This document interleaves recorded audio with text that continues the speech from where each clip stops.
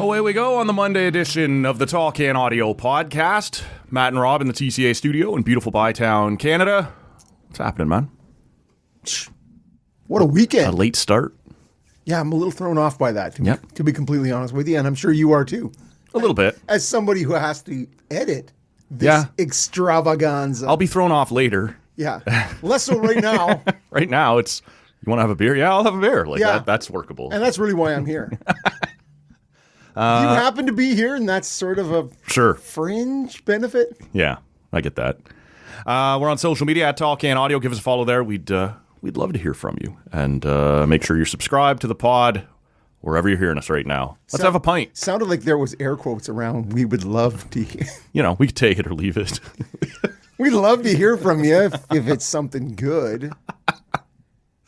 Yeah. It doesn't need to be positive. It just needs to be smart. Especially you Jays fans. You get a pass. You don't have to be positive right now. We'll get yeah. That is the official sound of the Blue Jays fan base right now. Yeah, all right. What are you having? I have a little something as somebody who's spent the majority of the day by the pool. Ooh. Taking in some of either the finer and lesser sporting events that were happening in this country today. Sure. Going a little later, I have something from Collective Arts coming in at 4.9%. This is their basically pie. Basically. Strawberry rhubarb wheat. Okay. See, I almost went with a wheat, and I decided I wasn't in the mood for that right now. Perhaps next week. To make it clear to the good listener, we did push back the recording time to accommodate the Canada-South Africa Clash of Titans at the World Cup round of 32. And so, I'm in a good mood, man, after having seen how that played out. And a wheat beer was just not where my mind went at that exact moment. Well, I finished the second half of the game by the pool, taking in the Ottawa Valley Coffee Porter from Nita. Nice beer. It is a very nice beer. You good listener might want to hustle. I'm not sure how much of it's going to be left over there, but if you can get your hands on it, I would. Well, and the other one, the Poor Decisions? Yes, Poor Decisions. Poor Decisions. Yes. Sorry, I was close. No longer fun with words. No longer on tap. Yeah. But in the can. Yep. So both of them, I would certainly suggest. If you love it in the can, you can still have a good time. And if you love it dark and in the can, get over to see Andy. And phrase it that way, he'll know who sent you. I love it dark and in the can. Yeah. Andy was here not too long ago. I was over there, and then he was over here, and he forgot his cooler here. And I was actually saved a little bit. We've probably talked about this on the show before. Sometimes Andy, after he's here, sticks around for a while and decimates my beer collection. And criticizes it. A little bit of that, too. He's got opinions on just about everything in there. Yeah. And he stayed for one after the show, and then he kind of went, maybe one more. And this is the tipping point now, right? Because we've also had a couple in here, and as I'm going to the fridge, his phone rings, and it's his kids, and they're fighting over the car. Somebody's got to pick up Dad. Somebody else wants to go do something else. He's like, all right, no problem. Yeah, swing by and come get me now. I breathe a sigh of relief. I'm like, oh, that's too bad, man. See, it was about to be a sad story there for a second. It was his kids phoning saying, they're we miss you. They're 7, and they're like, Dad, it's soccer practice. And my face is pressed against the glass. Just Dad's hogging the car. Yeah, no, this is it. I get it. That's all I'm saying. Just... So I was saved that evening by his wonderful children. I am having something from the Gold Rush Brewing Company down in Madoc. I think I mentioned my old man swung through there not too long ago on one of his many trips up here. Had something from there. It was a month and a half ago now. Yeah, maybe. It was you and I had it, I think, together. Yeah, and this time I've chosen not to share, and I'm going. Despite the fact that I was willing to kind of turn my nose up at the wheat beer, it was just the style. It wasn't the alcohol percentage. This is a 4.2 Midnight Prospector Stout from the the Gold Rush Brewing Company. They're in Madoc, Ontario, right at Highway 7 and 62. Formerly 762 Brewing, yes. And to be clear, you didn't share last time. You and I just were together while you drank it. That sounds more like me. Yes, it does. For sure it does. Okay, and I've had a couple pulls on this. Yeah. As you would expect with the wheat, very, very light, very mild. Yes. Initially, a little bit more rhubarb. It's out in the rhubarb. Than strawberry. Well, we've been in the rhubarb, a pile. But yeah, light. And if you like that, it's 30 degrees outside. Yeah. And it's going to be all week. Yeah, but it's going to be 32 and rainy with overnight lows of 23. I have started the toe tap around here. Like, is this a week? Is this a week I could fuck off to the cottage? And then I got a text this morning that was like, no. Yes. It wasn't from the cottage, the people who typically occupy the cottage. It was something I had thought was slipping away that I was supposed to do in studio this week, and got the very late but confirmation text. Yeah, no, I'm going to come in and do that. And now I'm here. See, there's been many a toe tap on this side of the table saying, is Matt going to fuck off? Oh, Matt's going to fuck off. Is Matt going to fuck off? Just a lot of people. The cottage part was it's a new addition, but yeah. Well, and relatedly, although not quite, this will be much later in the week, but for the first time in quite a while on the pod, we'll have our buddy Graham Creech, or the Pigeon, as he's referred to not so lovingly around here. He sent a text last week saying, haven't done the show in a while, and we've been kicking it back and forth. But he's a busy guy. He's got the kids thing. He's got the work thing. All hockey season. He's got the pre- and post-game shows. He's a hard guy to get in here. Well, and there's lots. There's no shortage of stuff to talk about on his on his side of things. So 100%. He'll be welcome. So he sent me a message last week and goes, let's just stop kicking it back and forth. Let's go next week. I'm like, I didn't know I was the one kicking it back and forth. But all right. Is this a me thing? So, I live here. Then he goes, by the way, because he texted me, a couple days went by when we hadn't nailed down a time. He's like, as far as timing goes, I could do any time, basically, if this is on the phone. If it's in studio, we'll have to. He goes, I'm just not sure, similar to, have you fucked off to the cottage yet, basically? Yes. Like, no, it's still here. Soon, but not yet. So he'll be in studio. That'll probably drop on Friday morning. So there'll be plenty by then, too, free agency and all kinds of stuff to get into with Creature. We might as well start with what we just saw, man. A couple of soccer heads, you and I. We know what's up. For sure, man. We're going to break it down. I got to be honest with you. That was, at least for the last few minutes, really fun. And I kind of thought watching the game, they were down at SoFi there in L.A. Is it SoFi in L.A.? It is SoFi. It is SoFi, yeah. It's Levi's up in San Francisco. I always mix those up. I guess they can't be either right now. It's LA Stadium and yes, no corporate names that aren't lining the fat pockets of FIFA. If you want to cut us a check, you can leave your name up there, I'm sure. Levi, your name. So this was, I guess the point I was going to make was it seemed like a very pro-Canada crowd. And I don't know if that was, there seemed to be a lot of Canadians, but that's a 70,000 seat stadium that was mostly sold out. I don't know that we got that many Canadians down there, or if it was just the South Africans pissing everyone off so much with the style of play, right? The very conservative, keep dropping it back to the keeper, goalie, all that kind of stuff. That was just turning people against us or against them, or if it was always going to be that pro-Canada. The Voyageurs were well represented in the one end, though. 100%, yeah. But behind the net, the Canada was shooting at in the first half was supposed. I had heard yesterday, look for upwards of 4,000 Canadians. It seemed like more than that, but I don't know. It's hard to estimate. Well, right? And it looked like that whole from bottom to top of that section seemed to be full of red. Yes. It for sure did. And then who knows what was spread throughout the rest of the...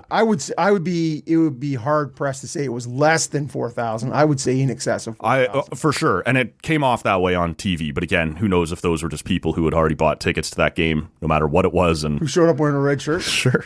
And you know what? No. I'm with you that everyone behind the net was clearly a Canada supporter. I don't know how many LA residents showed up and picked a side, right? Like, that's all. Well, they don't do that. Not even when their own team's playing. And now I am not a soccer guy. Yeah. You are not a soccer guy. But this whole concept of, and you see it in Toronto for the games and out at BC Place, right? Where they find a congregation spot and they all march. Yep. To, like all the different nations, right? They all have this. Sens do it. It's a series of buses. We all get together. Yeah, it's true. It's true. Although this seems much cooler. It really does. Than getting off an OC. And that guy up there is wearing a Kings jersey to a Sens Habs game. You're like, well, loser. But this idea of marching into the stadium together, it's a soccer thing, and to me, I like it. It's really cool looking, man. It is cool, and it's got. And they said they did it again in LA, like all the fans down there who were there for and I'm sure South Africa did it as well. Yes. But yeah, they arranged a meeting point and marched to the stadium together. Looks awesome. And AJ had some pictures for the games in Vancouver when he was there of doing being part of it and taking pictures and videos and stuff from inside the march, right? And posting them on his social media. It looks like a blast, man. It does look like a blast. Way to build community. Well, because the game is going to put you to sleep. So tailgate before it like a mofo, get into the march. That's going to help you stay awake, isn't it? This is it. You just get fired up, and then you're like, all right. Seems like that the hangover is going to hit me at halftime is the problem. Keep drinking, Matt. You know that's true. You lay the good base down, power through, everybody, and then you sort of nurse it on the $15 pints in the building and go from there. There you go. It felt like, certainly in the first half, and like you said, you and I aren't going to break this down a whole lot, but quality. South Africa had possession more often, but Canada kept seeming basically for a couple of hockey heads, like get out on the rush, right? And counterattack. Because everything is about the Leafs, that game felt like when the Leafs used to run into the New Jersey Devils in the late 90s, right? Like you try and get something going, but as soon as South Africa got the ball, sit back, like wait for you to, and it did happen at least once or twice in the second half. They were really hanging back and somebody ran out of position and you could see it. Like they would just counter and burn right through you and get an opportunity, right? Like it's a different way to play the game. It's not a particularly entertaining way to play the game. But up until the hydration break, yes, I think most that's when you're supposed to grab a beer, right? Yeah, most pundits were sort of surprised that South Africa had sort of dominated the possession anyways. But the last sort of, 15 minutes of the first half, Canada was dynamite. Yep. And really should have been up 1, maybe 2-0. There was some crazy chances in the first half that, one got headed right over, one I can't believe stayed out. Right on later. the goalie. Yeah. And it felt like, again, everything has to come back to hockey. As a Senators fan, you're like, how did that not go in? Right. How did it not go in? Who hasn't said that watching their team once? And you're like, I'm cursed. I am cursed. It's me. This only happens to my team. Yeah. But it was entertaining. I was entertained by it. Yeah. And, in the second half, it felt like Canada kept coming. And I don't know enough about this sport. It seemed oddly like when Davies finally came in and people were starting to doubt that he was going to. 75th minute. Yeah. It was sort of like, it was wild how much Canada picked up the pace again, right? Like you don't typically, in my opinion, in my limited knowledge, in this sport, because it's so spread out, because so many guys are on the pitch, so many guys are going to touch the ball, he did seem to light them up a bit, right? 100%. Like, yeah, which I didn't expect. Like you can only do, it's sort of like comparing hockey to basketball, right? Like if you have the best player in basketball, you got a shot at a championship, even though it's one guy. Because the ball is in his, you have the opportunity to put the ball in that guy's hands at will. Right. And it's sort of like, to me, soccer is more like hockey, but almost worse, that one guy can't dictate play, right? Perhaps poor phrasing by me, but like one guy can't dictate play like that. Yes. Right? Like and yet it seemed that he did. Well, and because I am so smart, okay. SMRT, I was sitting with a bunch of people and I'm like, well, and how good is he going to be? Yeah. He's been out for 2 months. Yeah. And like, what can you the guy's a talent. Mm-hmm. Like one of the best at his position in the world. That's right. But 2 months he's been out. Yeah. And he's coming back from this injury. And they're not willing to put him in with more than, until there's only ask him to play 15, 20 minutes. And they're saying this may be all that sort of Canada and Bayern has allotted is a 15 to 20 minute. Right. Like that's what you're going to get. And I thought, so I said, easy now, people. Tamper your expectations. Yep. Rob knows. And the guy rolls in, and right away, like within the first minute, lit it on fire. Yeah. It was on fire. And I'm like, you see? See what I just said? Disregard. Rob don't know. Yeah, Rob don't know. I'd wear that t-shirt. No problems. I get oddly in like I after the game they were showing on the broadcast. You were probably already in the car to get over here. All the celebrations across Canada, right? Like there's watch parties outside all over the place, everywhere. That stuff will get. I'm a sucker for that stuff. You can get the hair on my forearms to stand up when you see the crowd reactions from all over Canada and different pubs too, and whatever else. Yeah, it's a lot of heavy hair. It's a lot of hair.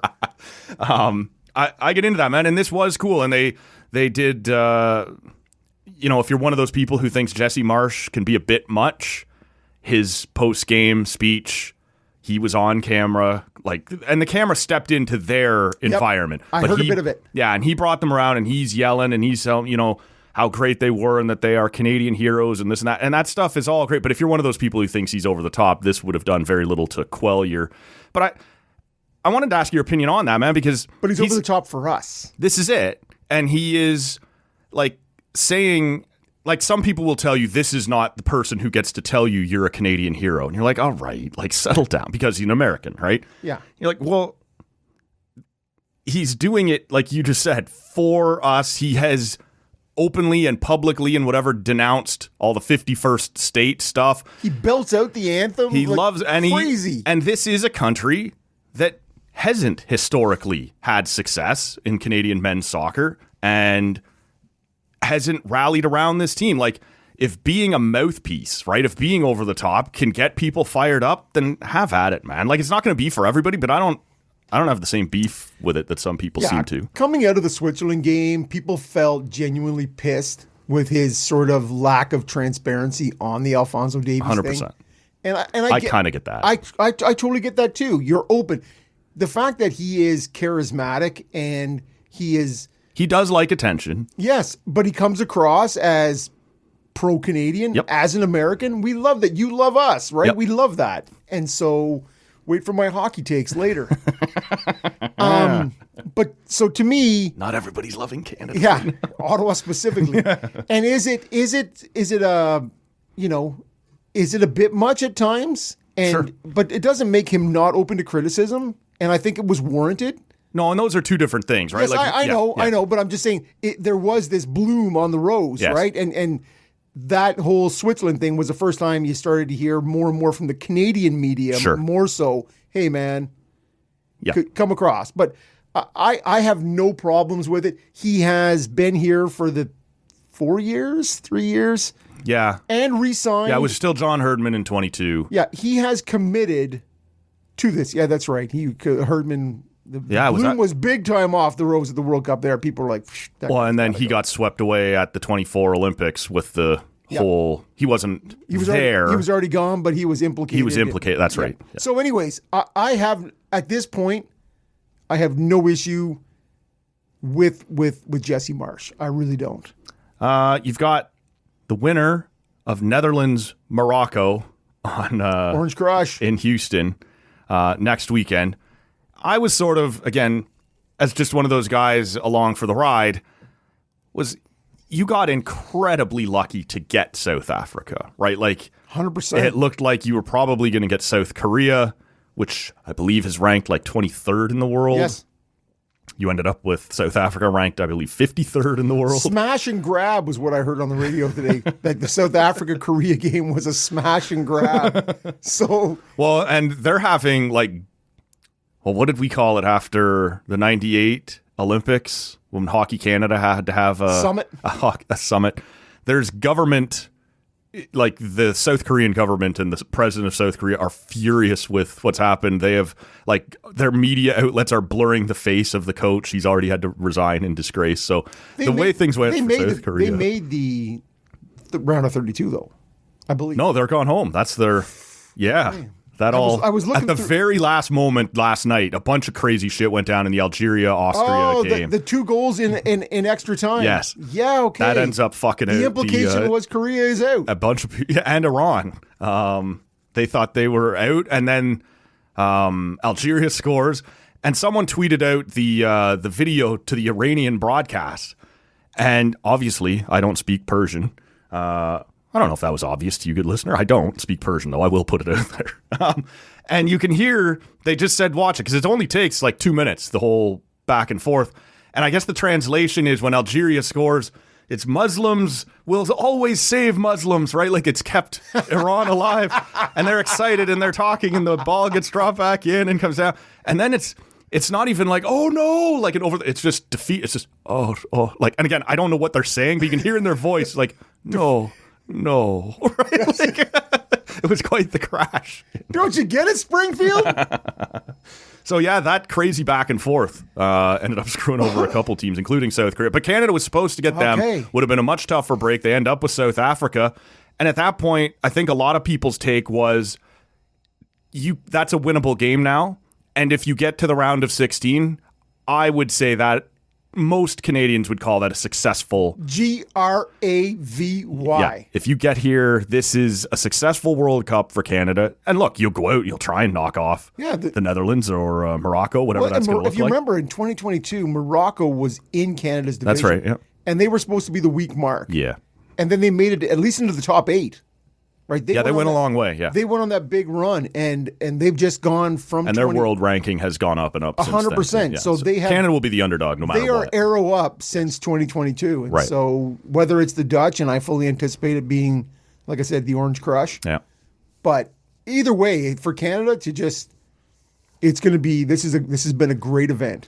Before we move totally off of it, we did get, after all the shuffling there on Saturday night, Toronto will host Portugal versus Croatia, which is a huge win. Like, if you're not going to get Canada games. Yeah. There was a moment before that game started, if certain implications would have gone, or certain, if things had played out a certain way, it actually looked like there was a chance for it to be England-Portugal, which would have been perhaps the biggest soccer game ever played, and and it didn't even involve Canada. Yeah, right? No, for sure. But even... you're looking at Portugal here, a world power, and... Both have large populations in Toronto. I got a text from somebody I know down in the GTA who said, I know you know the construction business. How much work's getting done on July 2nd? Yeah. Portugal will be otherwise occupied. But it will be Portugal, Croatia. Their huge kind of population, their star power, and Croatia has been to at least the semifinals in the last couple of World Cups. So this is a massive win for, just Canada hosting again, right? Like that's about as big of a matchup as Toronto could have hoped to have. Like they've been seeing Ghana and Panama. Yeah, I think there was Iraq and Senegal, I believe. And like these are World Cup matchups, but this has a little more. It's Ronaldo versus Luka Modric, right? Like these are. Yeah. This is going to be big, man. Wow. Both long in the tooth, both those guys. But yes, I saw a great tweet from someone down in Toronto that said, can you imagine if Cristiano Ronaldo's last ever game is played in Liberty Village? Like, who drew that up, right?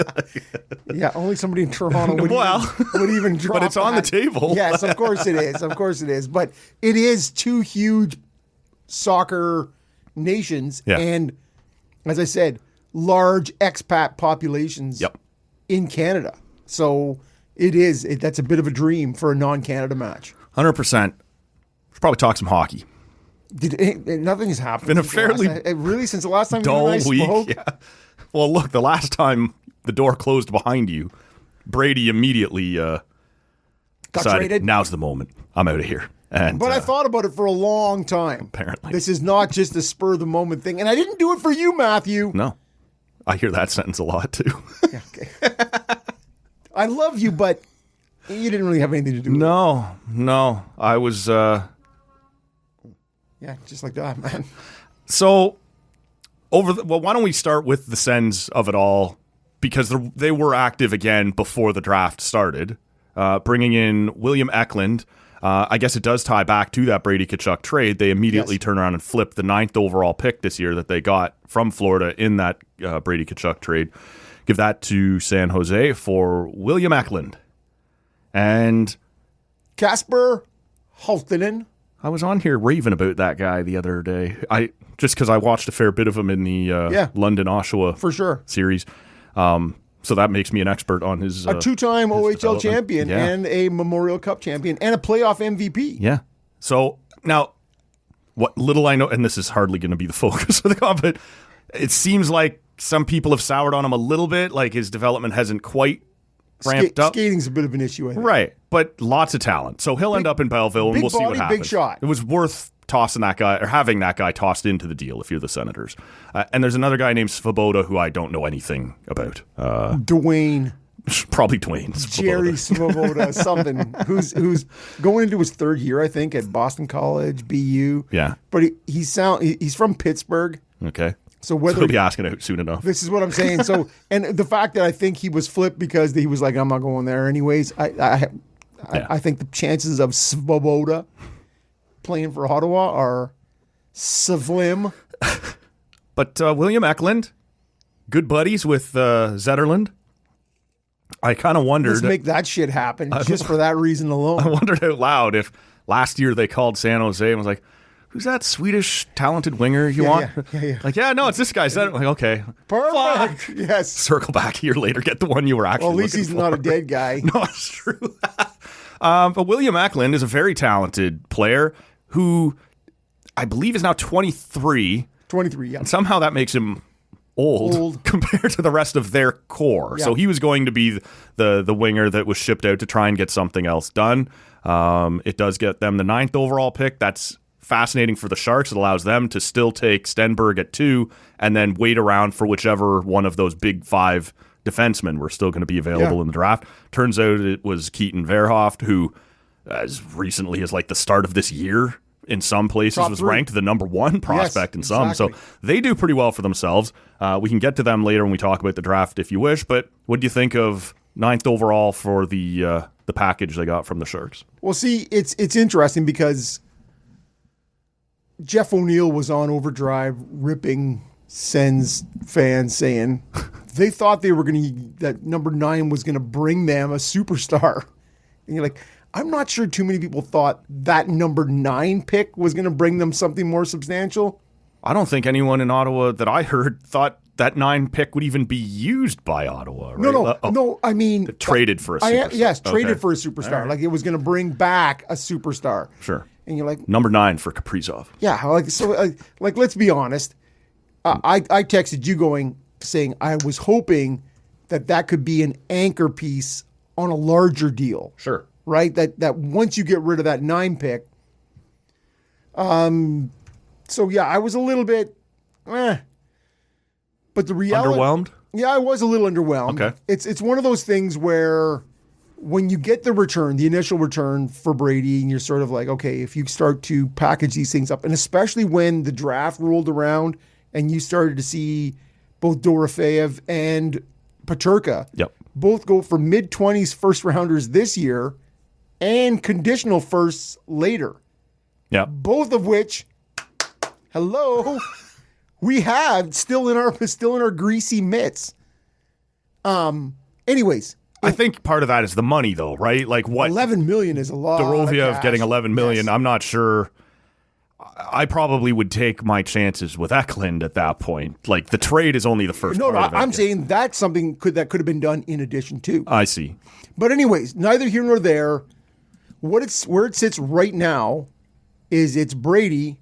If whatever else happens moving forward, it's Brady for Eklund, Halttunen, Svoboda, Jonas, Lagerberg, Hohn,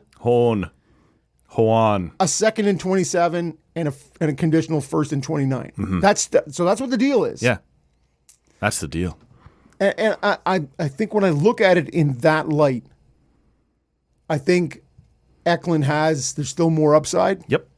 And if he could get to be, a 60 to 70 point winger.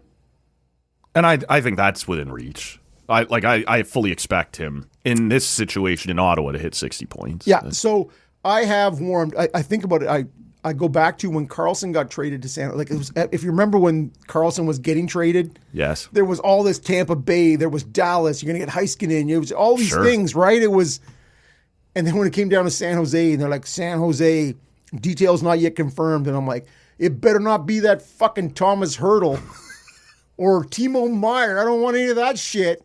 And then you see it, and you're like, Josh Norris, Rudy Balzers, Chris Tierney, and you're like, I would have taken Thomas Hertl. Where's the Timo Meier and the Hertl? So, and it turned out to be great. That trade. Yes, it did. So, it is you got to wait and see. But I think I'm still positive. I'm still feeling positive on that trade. A lot of throughout the draft and throughout the week and whatever, another trade for Samuel Ersson. Yeah. Pretty good Swedish population popping back up in the Sens locker room again, man. Yeah. Well, and then they drafted a couple more. So Jonas Lagus and Hoan. Yeah. And then you had in the third round, they had a couple of third rounders. Yeah. They drafted another Swede, Hormats, I think his name is. Sure. Anyways, there is a lot. You're right. They're picking it back up. And then let's not look past the other trade they made, which was a sixth for Andre Burakovsky, who, while not a Swede, he's Swiss. He did play for the Malmo Redhawks. Oh. You love the Malmo Redhawks. I love the Malmo Redhawks. Nothing like sitting down, having a puss dog. And puss dog, yes, exactly. Listen to the chicken dance while the opposition skates out. Do you know, you've probably heard this since then, but it was dug up in the moments after the trade. Burakovsky's dad played for the Sens. No. For a very brief moment in the 93-94 season. Successful, I imagine. Well, he's not got his jersey up in whatever you guys call it here, the Ring of Honor or whatever. Yeah, yeah. But a little father-son. He joins the club. Sure. Batherson, all these guys. Did Drake's dad play here? Yeah. Oh. I didn't know that. Whether his dad played for the Sens, he played, whether it was the PEI Senators, he played in the AHL for Ottawa. He was signed to the Senators. Okay. Yeah, I guess that's it for the Sens outside the draft, right? Was those... right. Ersson, I assume fans were hoping... Yeah, Stu Skinner. Take a look Connor at something. Ingram, like, to me, there something was else in the offseason. That's what I texted, and I'm like, does this mean that Ingram's out? Like, is this? And again, it's always like, as a Senators fan, you set your sights and you're like, okay, no, buddy, you need to set them down a little bit here, and then down a little bit more again. You're like, there's the moon. Yeah. Oh, then there's the stars. You just, and then somewhere on the horizon. Anyways, it is... If I squint at it. Yes, exactly. It looks like it could be a star. Right. So the Burakovsky thing at 5.5, you're like, what the fuck are you doing? There's sort of like 2 or 3 years here now of being like a 12-goal guy. Now, last year, the first half of his season wasn't bad. Then he fell off a cliff again, which Steve Stais did allude to in his press availability. If we can get some more of that first half guy. Yeah. Yeah. I guess that would be... Could we get some of that 65-point guy from 4 years ago? No. Again, you're looking too far. Yes, I know. But to me, it comes down to, I wonder... Is this... I'm cutting you off, but are they trying to recreate Brady in the aggregate? Certainly not the physicality, but is it easy to draw a line between... There we go. Between Burakovsky and Eklund, we've got his points, and we're good to go. Yeah, well, we shit upon... the Michelli, Dakota Joshua, and Nick Roy for Marner. And how did that work out? If you're looking to draft first overall next year, Rob, you're going to be in good shape. Oh, there we go. What's that kid from the Western League? DuPont. Yeah, man. All right, come on down. We could use some of that. Playing the long game. But and to me, that is the direct correlate. Like, you draw the line from one to the other. If that's your idea, and maybe it's not, but I know, but you are not alone. No. In forwarding that hypothesis, right? There's a lot of people who are going, I hope this isn't the master plan. Like if you, because, and again, Rob is again going, don't trade. I don't want to see Jake DeBrusk. Like, don't give me any of that nonsense. And then you're like, could I do it? Eklund and DeBrusque, could we? This sounds an awful lot like what you were just talking about earlier. Of course it is. The hurdle and the mire. Yes, man. On second thought, I'll take DeBrusque. And at the end of the day, you're like, Besser, DeBrusque. I would trade for one of those now. You're like, because with Brady here, Ottawa needed another top six. Yes. You don't take Brady out and bring in Eklund, who is points-wise, physicality-wise, inferior at this point to Brady, and then back it up with Burakovsky. I'm having to squint really hard at this point. And you went from having the cap space, now you go, oh wait, now we have $9 million in cap space. And I wonder if with the Spence signing, because they also extended Spence 4 years, $5 million. You seemed not in love with that. I don't hate that. See, to me, there's people who love him, and I understand there's people in this market short of that too, who love him. Yeah. And what he did down the stretch for this franchise when there was no Shabbat and there was no Sanderson and Zub was in and out and Jensen was gone. Like, they were up against it. I just think to have... Was there not a brief stretch of a game or two where it was him and Clevin as the top pair? Of course, yes. Like, you had guys from the ECHL. Yeah. Like, it was... Yak, you're making your debut. Yeah, and running the power play. And so it was... I'm not sure you can have a second pairing of Shabbat and Spence. So with all these signings, I wonder if this signifies anything that's going to happen perhaps with Shabby. And I wonder if the Burakovsky signing means Giroux is not back in terms of that veteran. I did wonder that one as well. Winger spot and the money he's making. I just wonder if there's still, I think Ottawa has $9.5 million, somewhere around there. And they weren't looking to be a cap team. And they don't have a ton left to do they?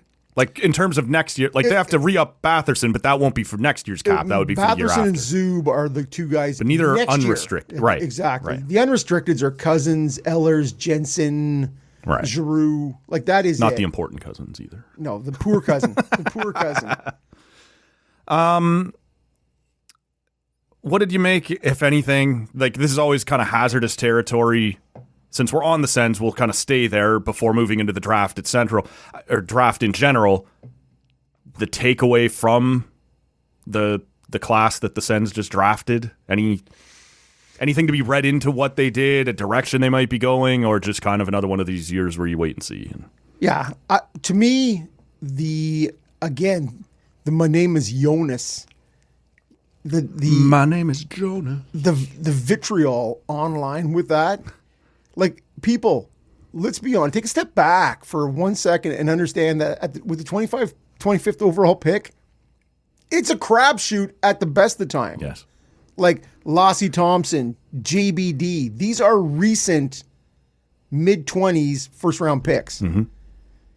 You get what you get there. And this guy was coming into this year on skill like he had 27 goals last year and 3 assists. Or Jonas or Kovar? Jonas. Because 25th, was that not where they took the kid from... Kamen? Yeah. No, he was the 32nd. Okay, I got it flipped then. Sorry. Yeah, Jackson Cover. Yeah. He's kind of a fun story. Yeah. No, the Jonas Lagerberg-Hone, he was 25th. Sorry. So he was a kid that had, he is 27 goals, 3 assists. Cy Young. Man, oh man. I think the upside, and again, I understand Sens fans that go, if I hear upside again, I'm going to vomit. But the reality is, with a mid-20s pick, this was a guy who, if healthy, was a much higher ranked prospect. Yeah, he had shown a lot of skill. I think he blew his knee out at the very beginning of the season. So didn't 9 goals in 9 games. Blew his knee out. And nobody's going to love this comparison in Sens Nation, but that's how Morgan Riley was drafted. He was supposed to be a little bit higher. He ends up falling to 7 or 9 or something like that. That's how Tyler Boucher was. Okay. So and nobody's loving that. There are tales. Nobody's loving that here either.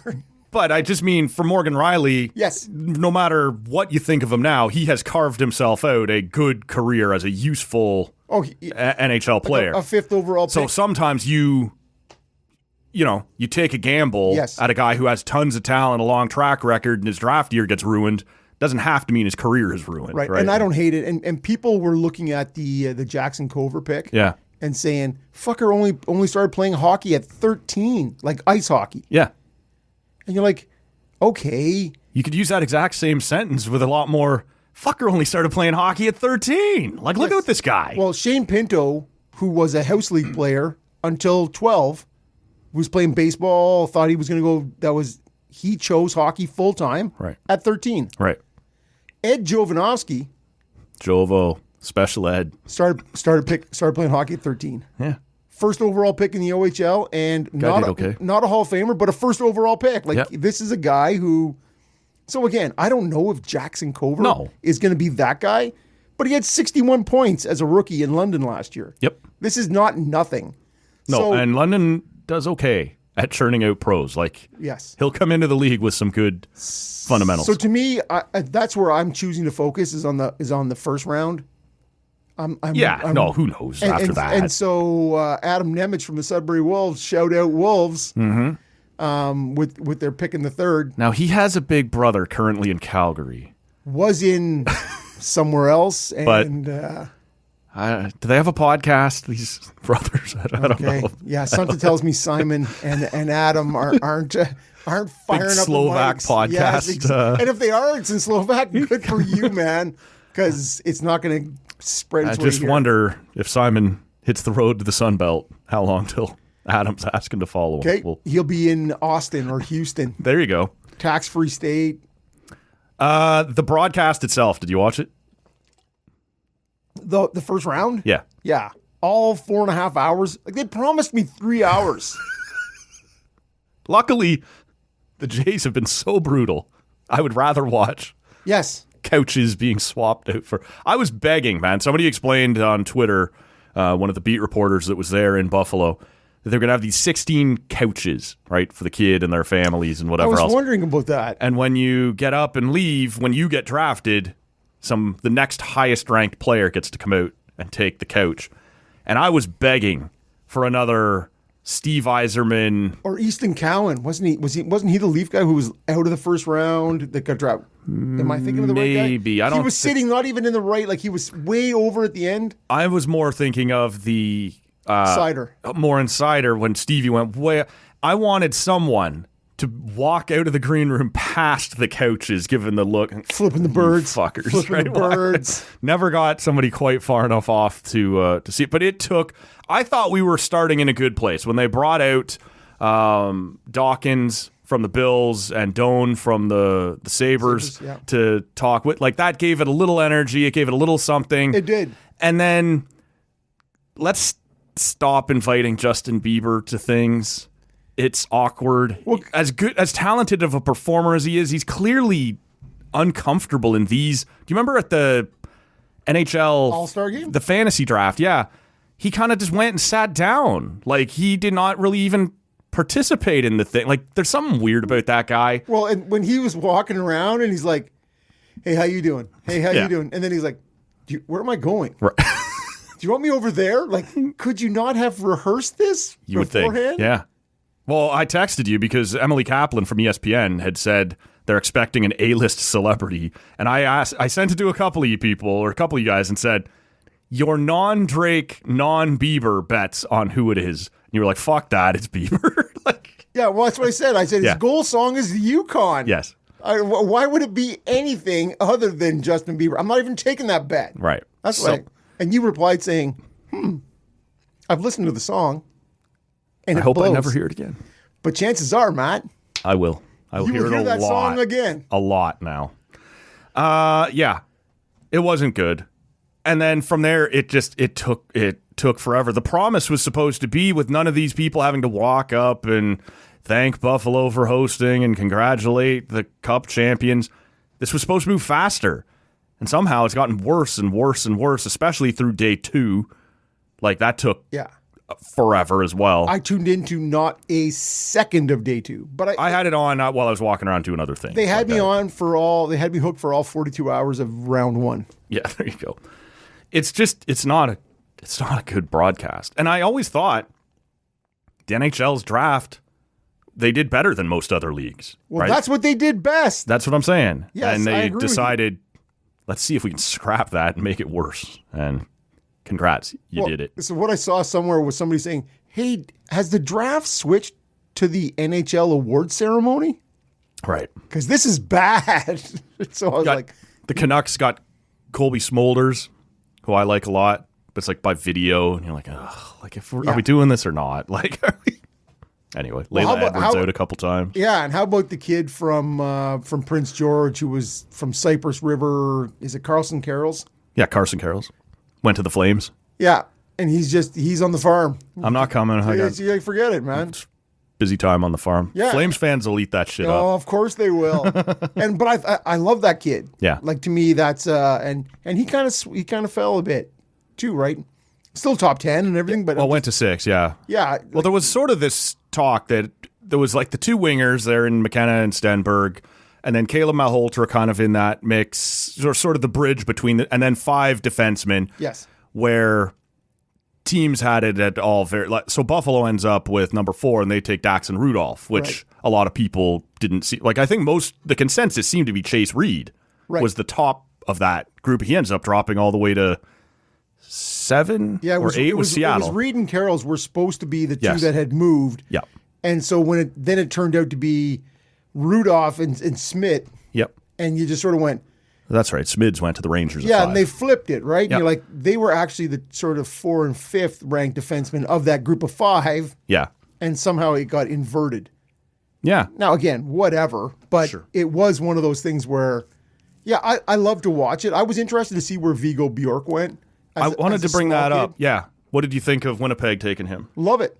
Yeah. I love it. And I think... What were they at, 6 or 7 or 8? Something like that. Calgary was 6. 8, I think. And, 7 or 8, yeah. And to me, it comes down to, I think they're looking at it as, like Ottawa has to look at it as, you put your time and your energy. This is a Swedish kid you're gonna come over, you're gonna love him, you're gonna take him in, and you hope that he's gonna grow roots. Yeah. In a hockey market coming from a northern climate, that this is kind of where, and you saw it in Ottawa's draft. I think that is a thing. Not just his skill, but I think where he's from is a thing. Yeah, I think had there been like a standout that we absolutely think is the best, we'll take an American. But like what you just said is exactly essentially what I was going to say. Winnipeg and Ottawa sort of in similar spots here. A Swedish kid who loves hockey culture, used to the climate, doesn't have the current political nonsense between the two countries or wanting to be home or anything like that. Well, you might want to be home, but that won't send him to Florida. Yes. I think that's a great pick. And I think a lot of people sort of have seen him. Like, he's played in the men's league there in Sweden for a while. He was the top line center at Worlds for a weak Swedish team, but still, he did it. With Stenberg and Raymond. And he's a 5'9" small center, so that scares some people off. But like, I guess he's still pretty heavy on the puck. And I'm with you. I think it matters, especially right now. Yes. I would be nervous if I'm in some of these Canadian markets, maybe all of these Canadian markets, but for Winnipeg especially, I think this kid we can teach to love it here, right? And we might not have to work very hard to do it. Well, and we are drafting 2 weeks after a cup final where Logan Stankhoven was unbelievable through the playoffs. Well, Jackson Blake, not a big guy. Like, there was a number of forwards on that Carolina team. This is the calling card that says, you can do this. You can do this. Yep. And it's okay to move forward. You don't need to be a tree to make this happen. Despite who was the drafted the kid? The 7-footer. The 7'1" from Romania, Philly, from Moldova or Romania, whatever. Karmarov, yeah. I think it was Philadelphia, and you're like, yeah, that fits. The kid who was in Brantford there last year. 7'1", like 272. Yeah. Fuck that. The Leafs do take McKenna, as we suggested. That you and I both. Yes. Well, yeah. That's the right pick. Yeah. And I just think if they were to galaxy brain it and go in a different direction, right? I think it would have been the wrong call. I do too. The hang up would be that Stenberg, a lot of people would tell you, is more likely to adjust quickly to the NHL and has the more pro-ready game, but long term, which is how you should be looking at this. Higher floor, lower ceiling. For Stenberg, yes. I agree with that. And I do think, though, it's possible next year Stenberg finishes like neck and neck with him, if not maybe a little ahead of him in point. Now, McKenna will have a better power play to work with, I think, in Toronto than although there'll be some talent. The San Jose power play is building nicely for sure.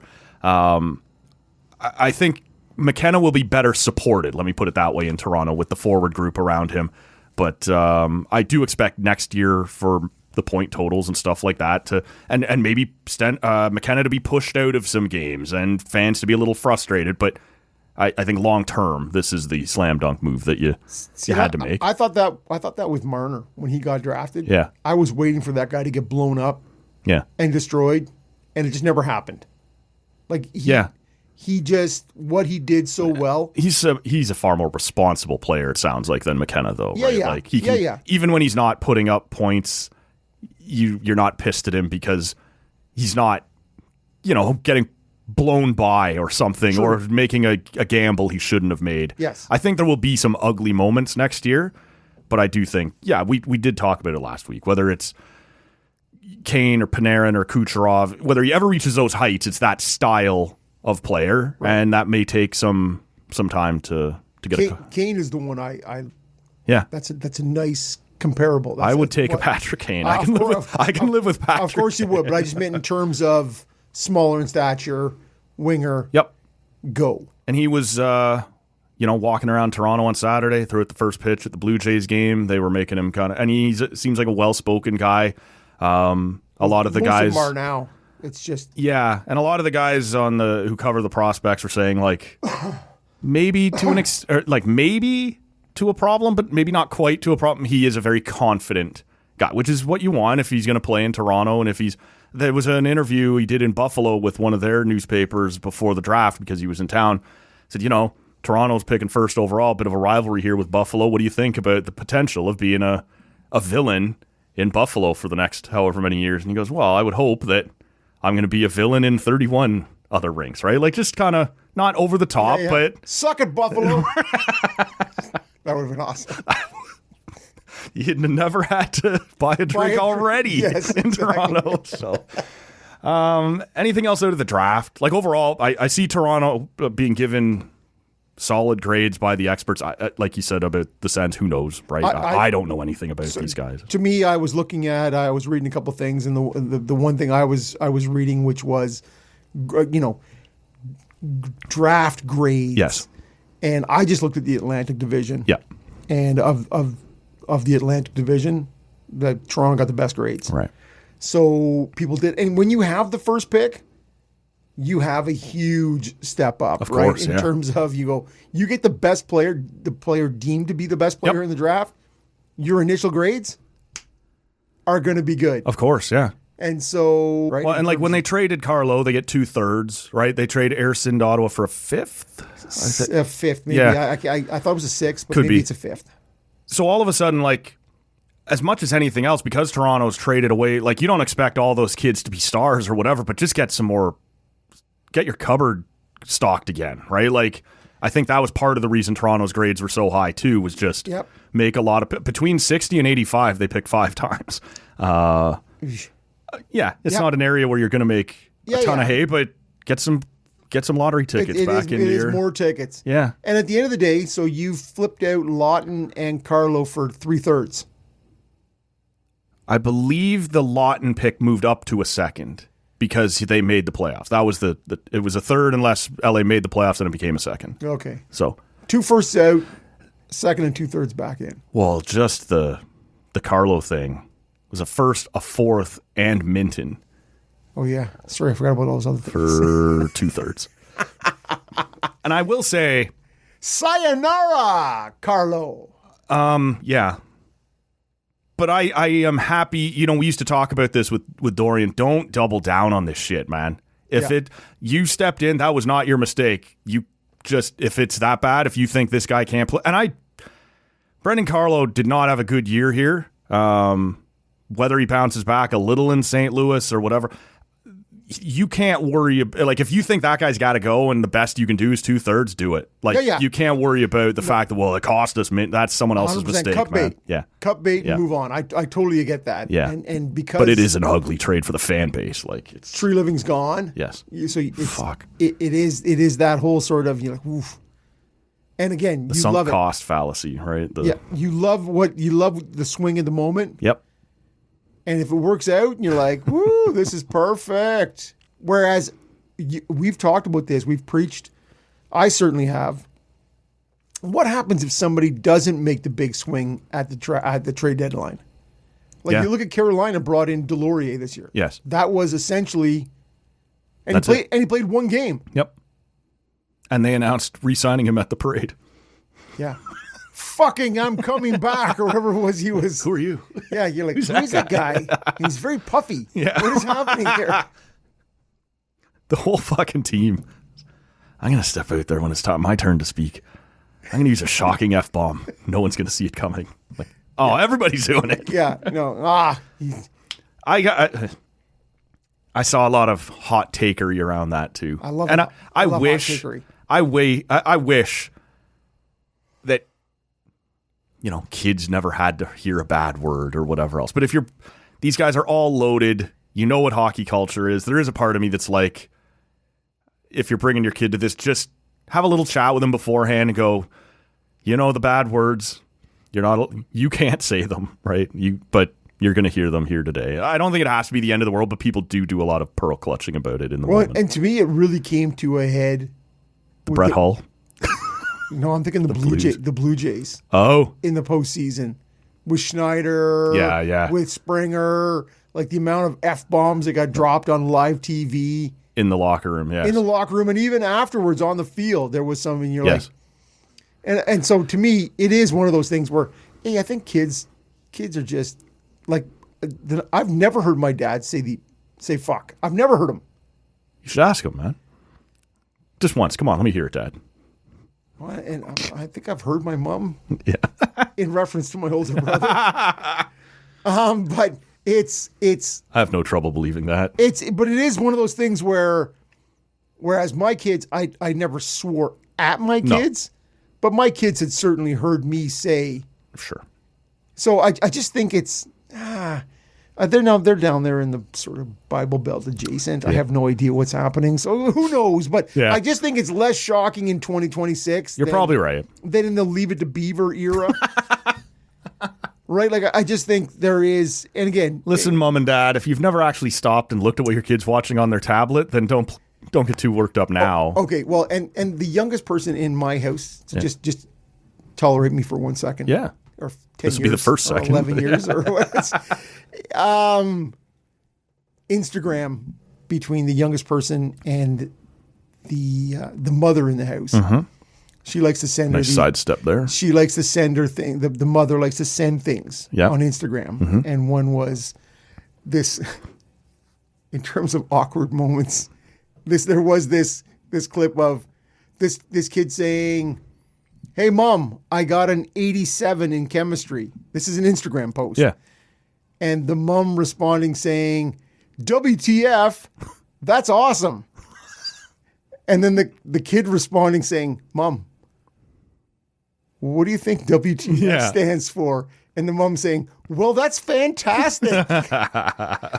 And so we're laughing. And then the younger person, because I'm not involved in this thread at all, says, "Yeah, but Mom, did you look at who that was posted from?" And she's like, "No." And she's like, "It was somebody called the Unbustable Nut."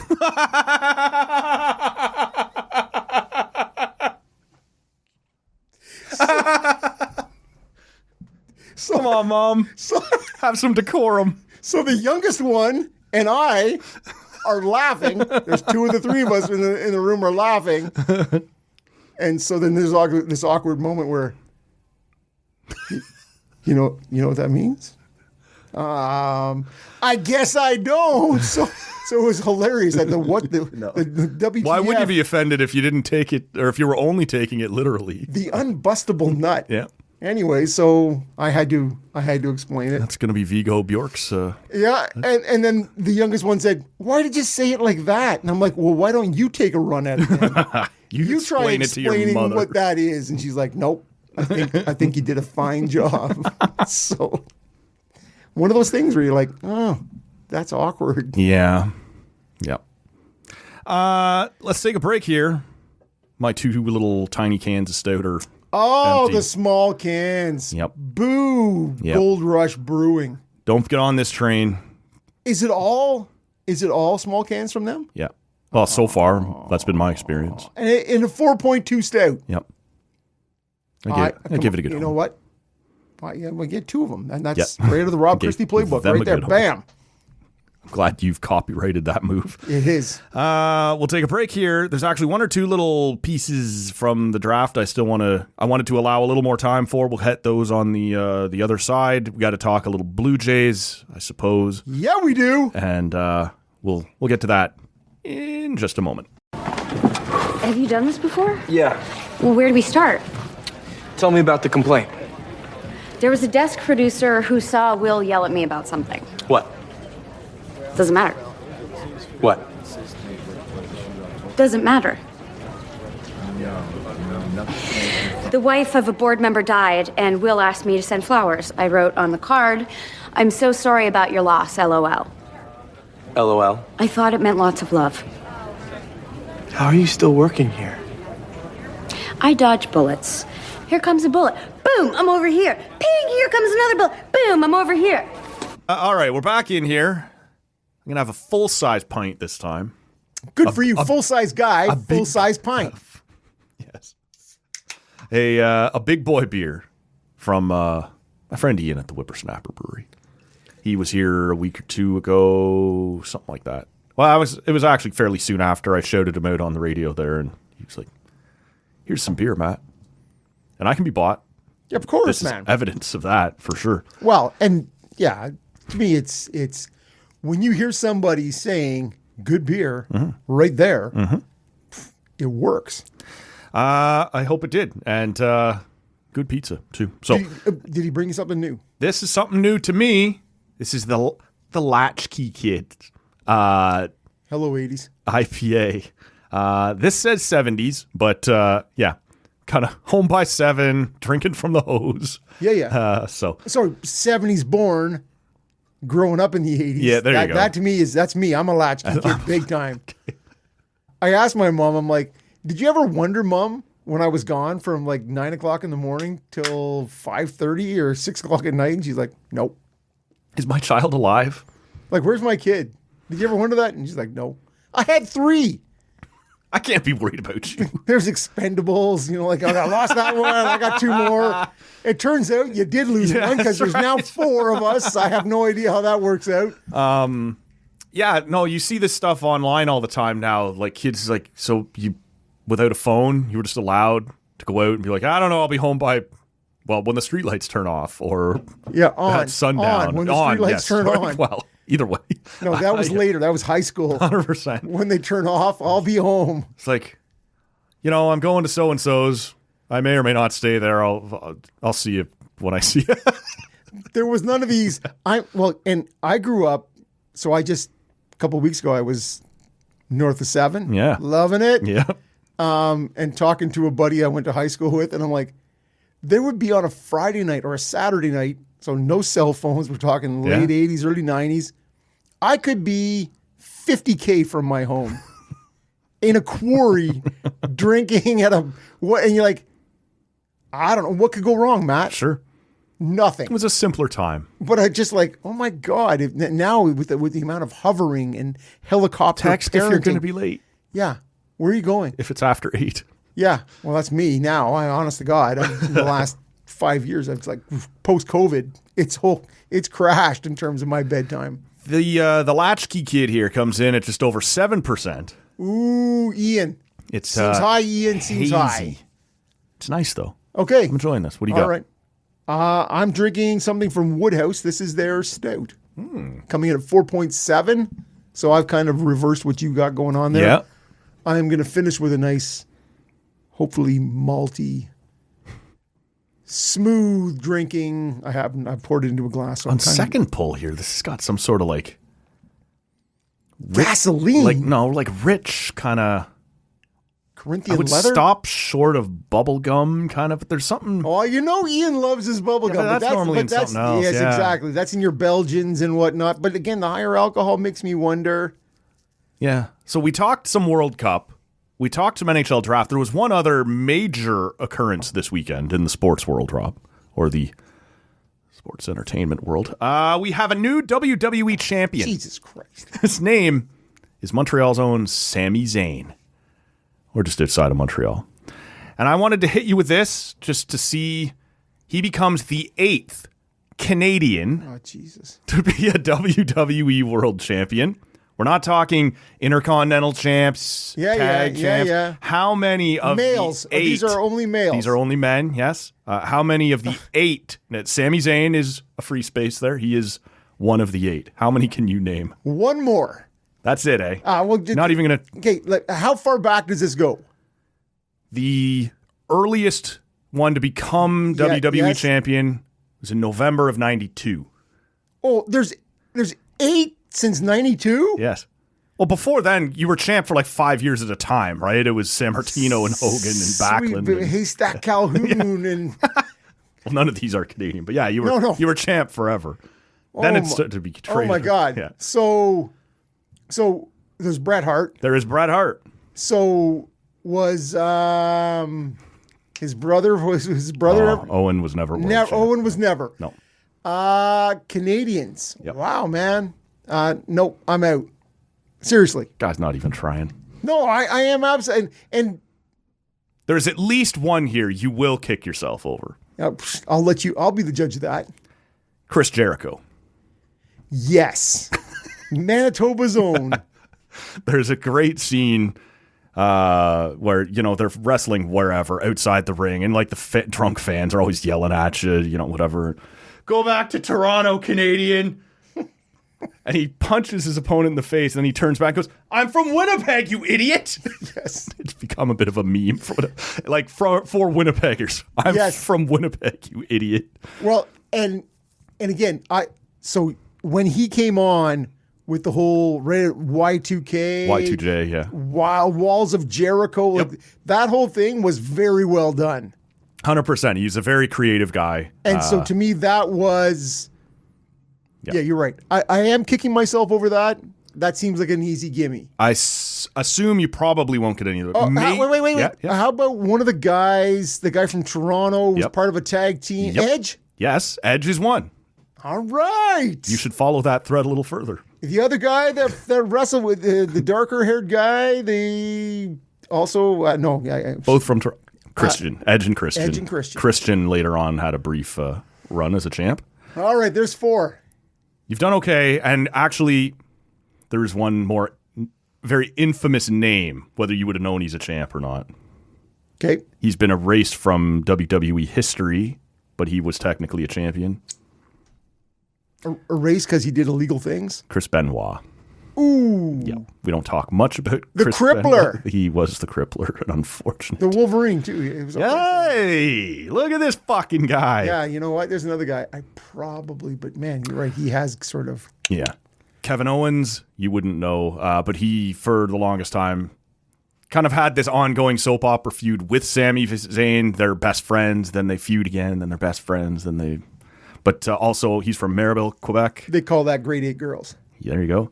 And the last one, most of wrestling fans would like to... Jinder Mahal. I thought we were already at 9. No.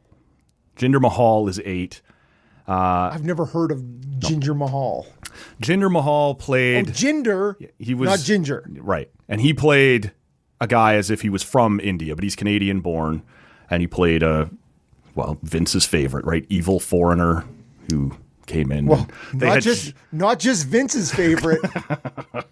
They had just signed a massive new TV deal in India. So we should probably have an Indian champion for a little while to try and build some momentum over there, right? It's a little business and everybody hated it. But he's technically... It's only 1 billion people there, so why would you want to? Yeah, probably good for business. Probably. Jinder. He stunk anyway. So. Mahal, like Taj Mahal. Yep. He called himself the modern day Maharaja. It's not a bad gimmick. No. All right. There was 2 notes here, very related, coming out of the NHL draft that we didn't touch on in the first half of the show. And there had been some talk going into the Canucks pick at 3 because they just hired Caleb Malholtra's dad Manny! to be head coach. Now, they already knew at the time that they made that hiring, they would be I don't know if they knew they'd be drafting at 3, but they would have a high pick, and Caleb would be in the mix. I think they'd already lost the draft lottery when he got hired. I think. Yeah, to those big winners in Toronto. Fucking ball number 12, or whatever it was. Cold balls theory. There had been some talk.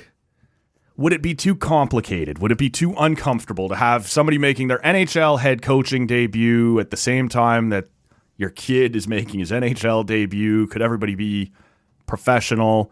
If you were the Canucks, would you have done anything different in terms of either holding off on hiring your new coach? Once you have the coach, do you pass on the kid? Like, is there anything about this that you think is going to be a problem or that you would have done differently? I think they wouldn't have drafted Caleb Malholtra at 3 if Manny wasn't their coach. Do you think that there was a magnetism to that? Yeah.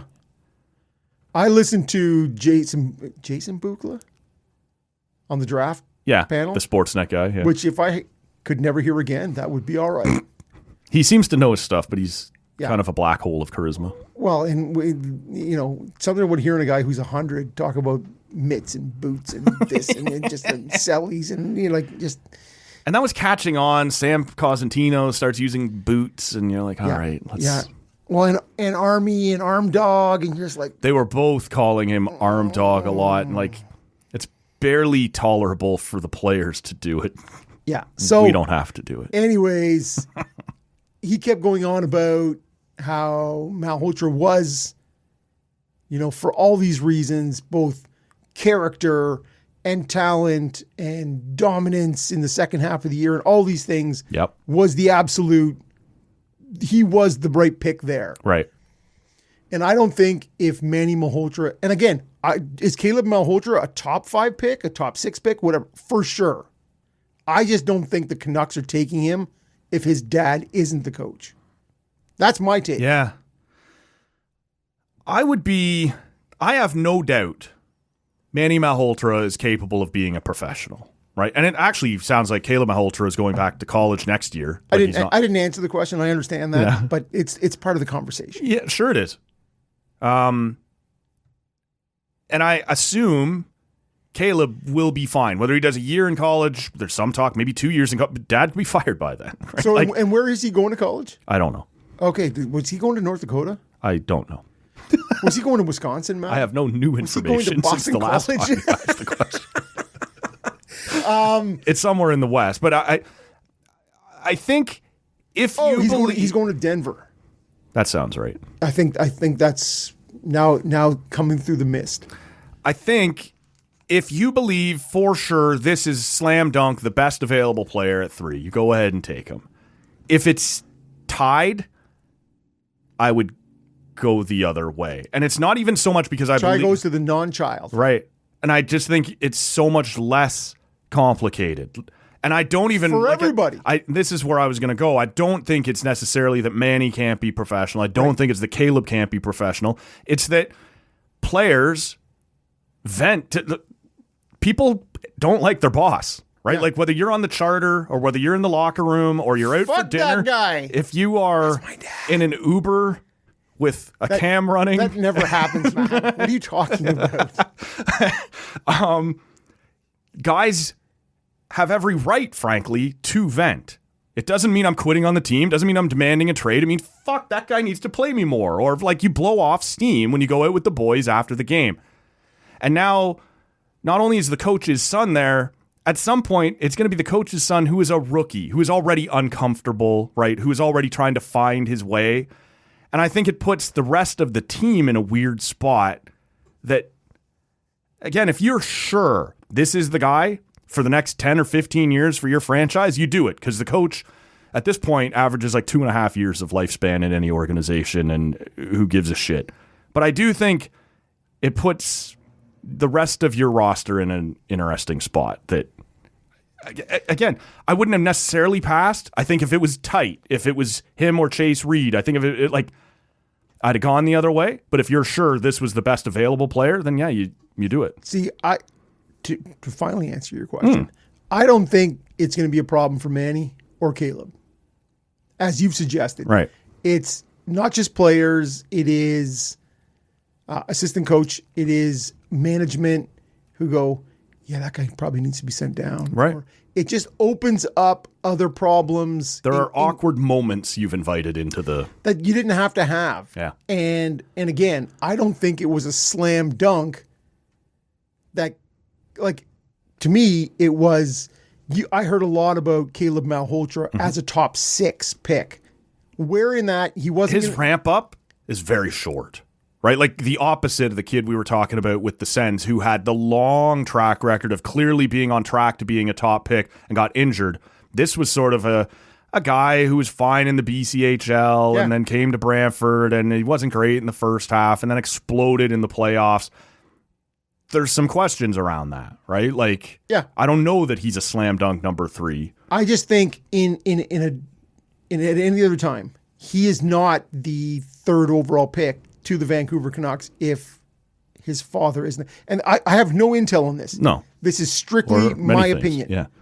And so I just think you have, if you went with Reed or you went with Carrolls or you went with Daxon Rudolph, whatever, I don't care what you do, Keaton Vierhoff, you eliminate all those issues. Yeah. Maybe those issues never come to fruition, but maybe they do. And if you don't draft the brand spanking first time head coach's son, you eliminate all those issues. The other one in a similar but different vein is the Pittsburgh Penguins going with the Ruck twins. I don't give a ruck. I put on Twitter that someone was going to ruck block the Pens, and I got groans in response, which is fair enough. It sounds like Liam is the better of the two. The Penguins took him late in the first round. His twin brother was drafted with Pittsburgh's next pick in the second round, I believe 39th overall. And it's a little different than going back to the Sedins, who it was difficult at the time to pull apart who was clearly the better player, right? Like they were great together. Whereas it sounds like these two were not shy about saying, they stopped short of saying, we're not going anywhere unless it's together, but we would much prefer to stay together. And the Penguins have accommodated that. It was a risk. They take Liam at whatever it was, 25, 26. 26, I think. And or 24. And then leave it overnight and see what happens. And it turns out that Marcus is still there at 39. There is a bit of a conversation to be had about, did other teams just go, fuck it, like it's not really worth getting that? I saw lots of people saying to hold the Penguins hostage, like you should have. Take that pick and then see if you can leverage something from the Penguins. I don't know how important that, like what? Like another second round pick maybe? Yeah. I don't think it's worth fucking up your own plans just to fuck with Pittsburgh's. Yeah. Especially in the second, like maybe later or something. But yeah. But it does open a can of worms there. If one is clearly better than the other, does he move up the chain faster? Is there drama there? Can you have two, if they do eventually both make it, kind of undersized skill wingers on an already, like Ben Kindle is not a big guy. Like what you're trying to build, is it going to be redundant? Can you trade one later if you need to? And you could have snapped that off and just said to them, we don't really care that you want It's the NHL. Guess what? Yeah, lots of brothers don't play together. Yeah, and it's interesting because if you remember, so these two guys, for those of you who don't know, finished 1-2 in WHL scoring. Yep, on the same team. Now, when Daniel and Henrik came into the NHL, it was widely thought that Daniel was the better of the two. Henrik was the one who won the Hart Trophy. Like eventually, yeah. It's sort of one of those things where you are at 17 or 18. Yeah. No, there's every chance Marcus could catch up here. It doesn't always translate out. But you're right. You did have an opportunity to go, yeah, guess what, guys? Bam. This is the moment. This is Sorry. where it ends, Yeah. and you now It's need pro to make your hockey own here. way. Because you now have, you've shown that you're like, oh, okay, we love the feel-good story, so we're willing to take both of you, and you both sort of progress through the system together, right? Like it becomes Like the this, Sedins. like the Sedins. And if it is indeed one, Liam is so much better. Yeah, he's ready after 2 years to jump into the NHL. Marcus isn't. Isn't you're like, but we got to take that guy anyways, and it's hurting his sort of evolution. It again. There's a can of worms here that you didn't have to open, and I wonder a little if all this talk that other people could have tried to screw with the Penguins might not have been doing the Penguins a favor. Just be like, oh, like if you're picking a 26 and Right. 39, a lot of people were looking for that window. Like who's close enough that they could do this? You might have been smarter to be the team that had a pick at 26 and not another one till 61 or something. And oh man, we would have, but Craig Button was on somebody else grabbed the local Ottawa radio radio. saying people are sleeping on these two guys. Okay. He's like, I wouldn't be surprised if St. Louis with 15 and 16 didn't take these guys The back to first. back. Damn. That's what he said. He's like, I can tell by the chit chat and the questions people are asking me that people don't know these two guys. He said, so that's just Craig Yeah, Button. it could be. It's one opinion. And so it is just one of many, but I think the consensus is Liam went 24 or 26, Whatever it 27, was. whatever it Went was. first, yeah. And the other one went sort of And the other one. Marcus. Yes. Is sort of, top 10 This in the goes second. back to the latchkey kids. Well, I got Jeff. Where's the other one? Yeah, exactly. Well, there's three. So I know. It's the I third said one. ones. Yeah. Yeah. The middle kid. Nobody cares about the middle kid, Matt. Someone should have kept more of an eye on that kid, man. you know that's true. Nobody cares about the middle kid. Your Toronto Blue Jays. Blue Jays. No yays. Blue Blues. Just wrapped up a 4-game sweeping Sweet. at the hands of the Texas Rangers, which is kind of bumming me out. So maybe before I hand it to you to talk about them, because I'll be real with you, there's a bunch of times this week I was just like, yeah, no, I'm out, and just got up and walked away or flipped to some random ass soccer game or whatever. Would else. it have been in one of the many games where they gave up a 5 or a 7 spot in the first? Well, they have given up at least one run in the first inning every night for the last 700 nights. Well, Jock Peterson is hard to keep off the board, right? You can only hope to contain him, man. Just like my Jock. So it's Yes. when we Often mentioned in the same sentence. so the Athletic this week put out one of their player polls, the same way they do in every sport, talking about places you want to go, places you badly don't want to go, well-regarded organizations amongst the players. Okay. I have no idea. Your Toronto Blue Jays are in the top 5 most desirable places to play. Why would they not be? Well, Sort of being in a different country. If they were in upper New York State did somewhere. you listen to the last 2 minutes? Why would they not be? No, I'm just saying in terms of the vibe, the atmosphere. And this is it. But that has been a holdback for a long time. The Blue Jays rarely appear in the bottom 5. But they sort of always exist in this, generic middle ground because the border is a thing. Well, and don't also overlook, Matt, that we can still buy milk in 3 bags in a bag. And I do. People in the States look at that and go, what the fucking savages? Got really difficult for me for a little while to find a new milk clipper. Like the little tab cutter off that. So Yeah, you know what? you're using a knife like a savage. Or how a about chewing it off? Have scissors. you ever chewed it off, Matt? Be honest. Have you ever chewed it off? I choose not to answer this question. Because you know what? As soon as I was an adult Yeah. living on my own, which You don't like the cutter, the tab? I hate the milk in a bag. Oh. Fuck that. 2-liter cartons. That's it. Rob doesn't know how to pour. That's it. Well, that shit sloshes. The bag falls out. There's just a Falls out. It's just everybody who's listening who grew up with a milk in a bag. This is all so relatable, isn't it, everybody? You're pouring your milk and the bag just flops out. And you're like, what the fuck is happening? Much like here? out of Matt's jock. The clipper, it took me forever. I knocked it off my fridge. It disappeared. I assume it's in that, lost Dusty, universe between the countertop corn and the fridge. chippy region Right. in between. I couldn't get to it. And a couple of different grocery stores, they're supposed to just be hanging there, and they're not there. And so now I'm looking on Amazon. They're like, we have like the industrial size. I don't even know what bag it's supposed to cut, but it's clearly too much. And so I did, after complaining about this to my family for a while, got the new milk clipper for my birthday there last week, man. It's a thoughtful gift. I was happy to have it. Yeah, Had just one months though? of no, it came in a 2-pack. Okay, I was going to say, because you know what? Stash one, because the next one's going right down into that same crack between the fridge and the counter. You go to cut it, and then the blade is getting dull, and it just rips it, and it's just this fucking. It's like milk in a bag. Piece of shit, Matt. Piece of shit. 43 years old.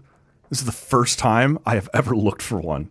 Like every time I've moved into an apartment or a condo or whatever, my parents have been around to help me move. It's clearly been my mom who's gone out somewhere and found. It's always just been on a fridge anywhere I live, and so this was a disorienting moment for me. But you live on your own. What are you doing with 4 bags of 4 liters of milk? I like milk, man. Seriously? Over the course of a week, you wouldn't drink? No. Over the course of a month, I would maybe. Oh man, your bones are gonna be so brittle and arthritic. Well, no, and I've gone to oat milk. So man, no. I am an oat. I tried rice milk for a little while. It's awful. It's Well, just awful. and it's I don't even know where you milk the rice. Like I don't know. right from the teats. Matt. the rice teats. All right. What were we talking? Oh, the Blue Jays. This is why people come to Canada. That's on you, Matt. Yeah. That's on you. Is it? No, you brought up the bagged milk, you fucking asshole. All right. The Blue Jays appear in this group with the Dodgers, the Cubs, the Yankees, and the Braves. And this makes up your top 5. Your Toronto Blue Jays are there. And your point is well made that why wouldn't they be? After a run to the World Series, after the renovations, and the comments that are coming out from... And in Dunedin, right? The facilities are great. This is what I was going to say, yeah. Both in Dunedin and at the Dome now. Like, most players are saying the amenities, for lack of a better term, are, like, best in baseball. Yeah. Like, you are treated best incredibly... in class. And the number of... Yeah. Here in Ottawa, people love that phrase. We do. Brady didn't. Fuck that guy. Couldn't care. Yeah. No. It seems to be... The top 2 things that kept coming up in these big 5 franchises were like amenities like that and the way your family is treated. Because whether you're a shit dad or not, your wife will tell you if she's unhappy, right? Like, yep. There are good dads in baseball, 100%. But if you're not one, you will still hear about this issue. We're not going there. Or we're leaving here, like Chris Pronger and the Edmonton Oilers. Or anybody who played for the Colorado Rockies, Matt. Am I right They are with in this? the bottom 5 for sure. But yeah, Anaheim Angels. I still was a little surprised. Like I assumed the new facilities in Dunedin and at the Dome, the more competitive team, the willingness to spend. I do hear lots of players talk about the family situation. Now, I still thought the border would leave Canada out of the top 5. Right? Like, maybe you'd be 8 or 9 or whatever. I did not think the Jays would be at the bottom. I was genuinely surprised to see them crack the top 5 with those 4 franchises I just mentioned. Well, I think if you were ever going to do it, it's in a year where they came within 1 pitch of a World Series championship. Yeah, and still fuck you. Still today, and you're fucking me. This is terrible. Nobody's happy with this. Jeff Hoffman alone will knock them out of the top 5. But if it's going to happen, it was going to be in this year, right? Yeah. With the, like, as you suggested, with the facilities in Dunedin and here, all the retrofits, the vibe in the city. Yep. And anybody who plays, Christ, anywhere within 100 200 miles of the Canadian border, right? Overrun. Gets overrun by Blue Jays fans. So you know that you as an opposing fan, a player, you understand these guys are beloved. they're everywhere. And it's a country that embraces you, right? And I just think if it was ever going to happen that they were going to crack that top 5, it's now. What did you think on Saturday? I don't know if you caught the beginning of the game, but this is one of those constantly... The Dylan Cease game? Yeah, Saturday. Yeah. Yeah. This was the Gavin McKenna game. No. Well, Fuck Rob's you, making that Fuck noise you, a lot. Matt.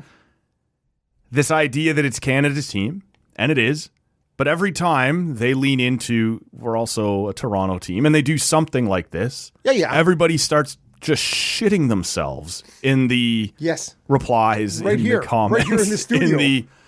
You're supposed to be Canada's team. What you know? Don't have. This is one of those crossover moments where I get it as a Toronto sports fan. It's easier for me to say, but you're probably going to have to hold your nose at this now and then and understand that, it does represent a city as well, right? How many other times can you think of that happening?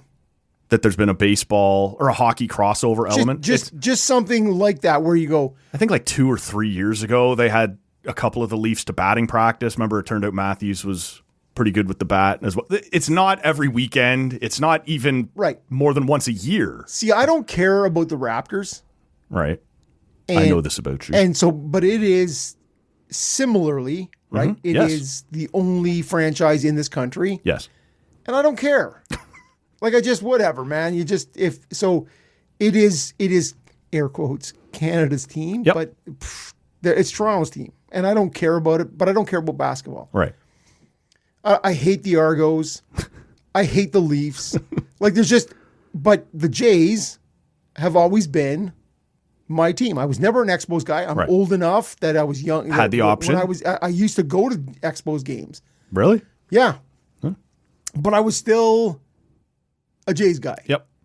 And so it is that weird thing when it does cross over. And I understand. Yeah, okay. Everybody most people should get it, that it is a Toronto area thing. And Gavin McKenna is a Yukon guy. Yep. And he played in, I don't know where he played at West. He was in Prince George. Where did he play? I think that was Prince George. I didn't have it either. I was waiting for you and hoping you'd get there. Prince George or Prince Albert Raiders? Prince George. No, I think it's Prince George. Anyways. Yep.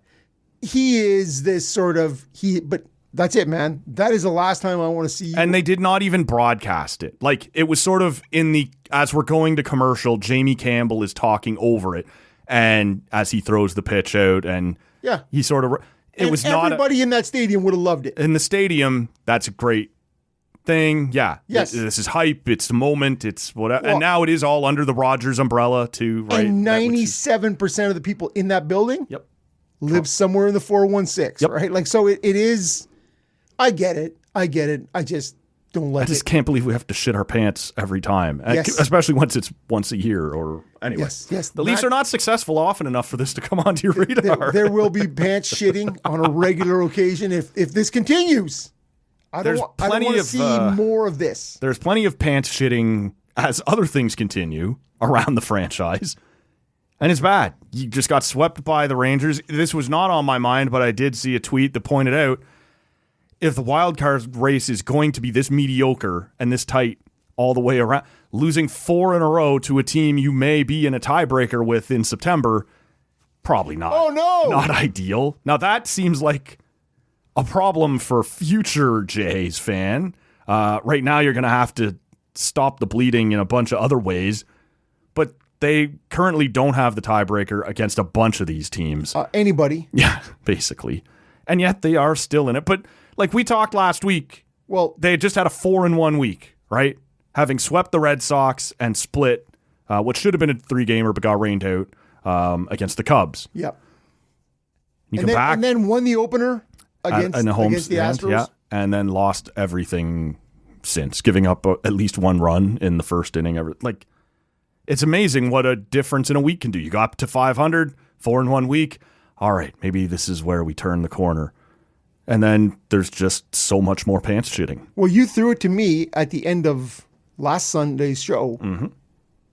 and you said, we don't have a pile of time. Jace, take it. Yeah.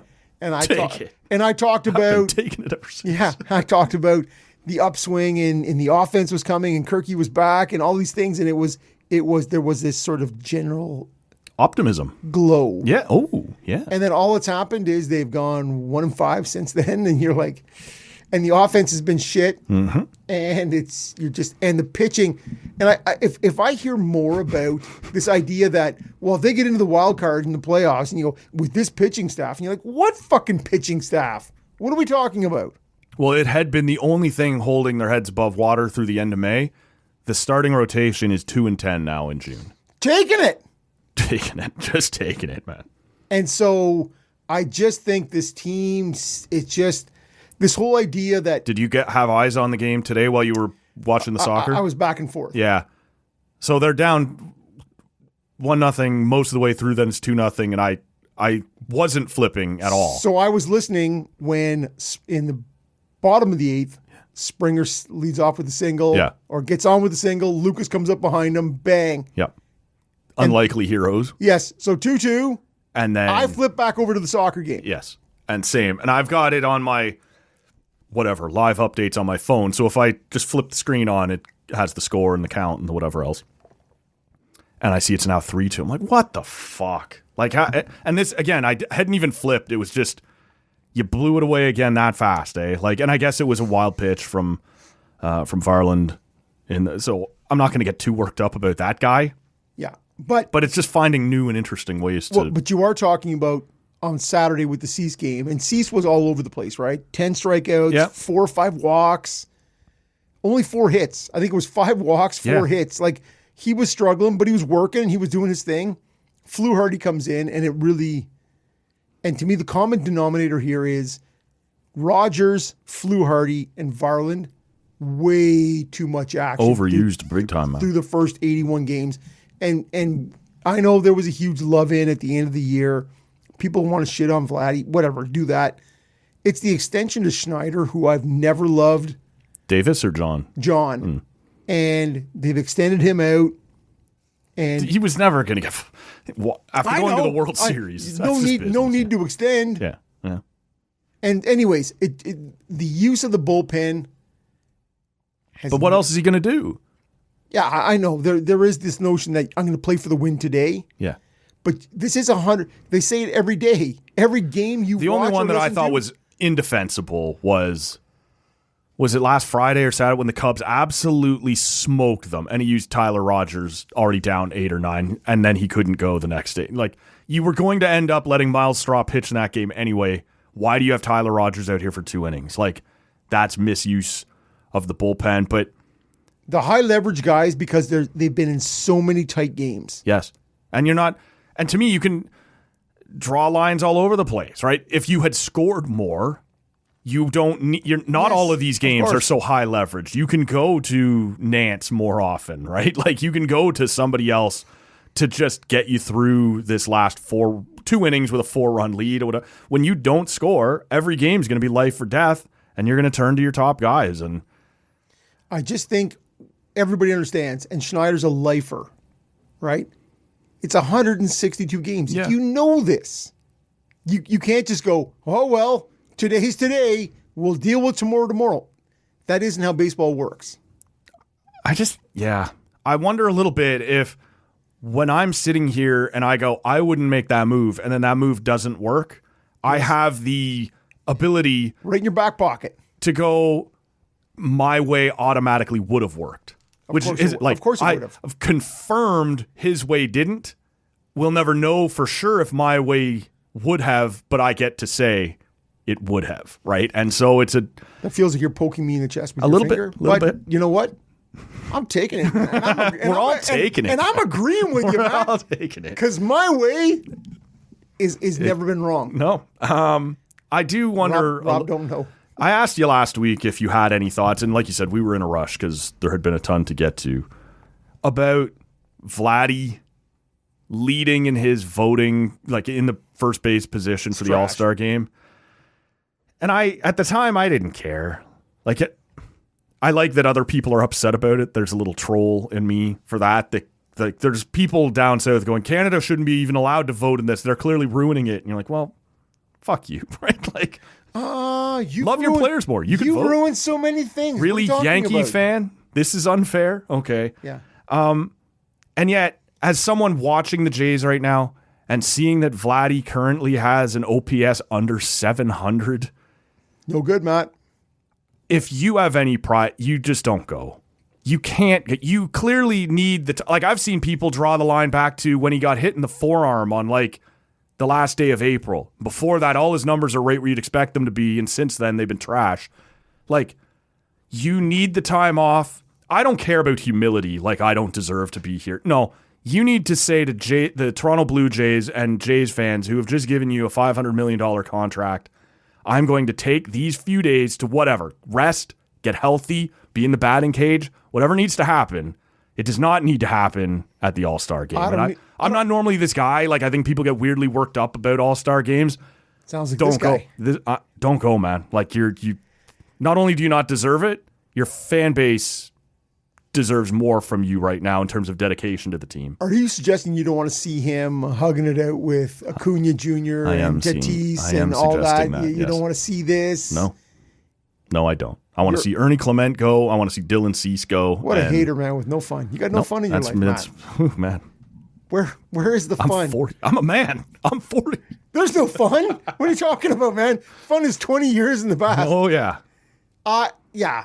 But to me, we talk about this, whether it be the NHL All-Star Game. I've really tried to sort of disassociate myself with it because it's not a thing. If it was players selected, give me that. Give me a players selected or... Yeah. I think it's great that Toronto, and this is the thing where it is Canada's team that has made this a thing, right? That has made this happen. Yes. He needs to... I love you, Canada and Blue Jays fans. I need to take a couple days here to get my shit together. I might paraphrase if I was him a little bit. I need some mofongo. And, I hope Ernie Clement and Dylan Cease do the franchise proud. And I guess John Schneider and his coaching staff are all going as the winners of the American League last year. So... Wow. There'll be all kinds of mismanagement going on right there. I would love to see a little Mike Mussina situation. Yeah. Against Cam Schlittler. I don't remember. But Cam Schlittler was the one out there, so they'll just BABIP you to death, and they're just a rage bait team, and they're whatever else. I'd love to see him just sit Cam Schlittler in the fucking bullpen all night. There's your rage bait, you douche. You know what, Matt? I have suddenly moved over to your side of the table, and I'm like, well, fuck that guy. Fuck that guy. Yeah. I'm totally there. Anything else tonight? Nope. No. I think this Woodhouse Stout, very delicious. But I'm a bit of a stout whore. You are a stout whore. Yeah. Commas and... Yeah, exactly. Fit it in wherever you want, whatever. But in terms of, it's very delicious. And the final thoughts on the Latchkey kids? They deserved better from their parents. And, it is... Don't look at this, man. You're looking at it right here. I remember drinking from a hose. I don't know if I was locked inside. Oh. Drinking at 13, all those sorts of things. But that happens. Cold sore. Don't kiss dirty girls. 13. Great advice. Whatever, kids. Man. Don't kiss dirty girls or boys, whatever it is. Kiss whoever you want, unless they're dirty. Don't do it, man. Don't do it. And that wasn't north of 7. That was right here in the.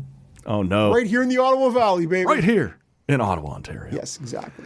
Shout out Sami Zayn. We're on social media at Talk and Audio. I was going to shout out the girl who gave me the cold sore, but don't worry about it. His name was Sami Zayn. We'll be back at some point midweek. I don't know, free agency. Somebody will make a trade or something. And then end of the week, Graham Creech, the Pigeon, lands back in the Talk and Audio studio. Rob, my name's Matt. We're out. See ya.